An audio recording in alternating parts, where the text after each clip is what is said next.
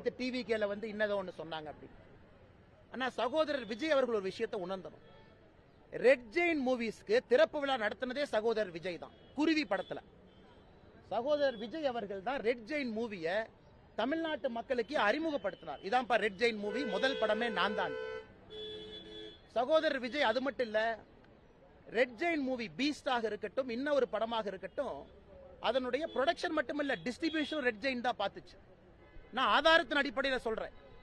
யாராச்சும் ஒருத்தர் எங்க மேல குற்றச்சாட்டு வைக்கிறாங்க, பாரதிய ஜனதா கட்சியின் மீது வைக்கிறாங்கன்னா, சகோதரர் விஜய் அவர்களும் அவருக்கு கேள்வி கேட்டுக்கணும்.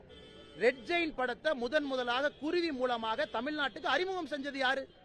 இன்னைக்கு மீடியா இண்டஸ்ட்ரி எல்லாமே ஒரு தனிப்பட்ட நபருடைய கட்டுப்பாட்டில் இருக்கு, ஆதிக்கத்தில் இருக்குன்னா, உதயநிதி ஸ்டாலின் ஆதிக்கத்தில் இருக்குன்னா, ரெட் ஜெயின் மூவிக்கு தேங்காய் உடைச்சு பூஜை போட்டது யாரு?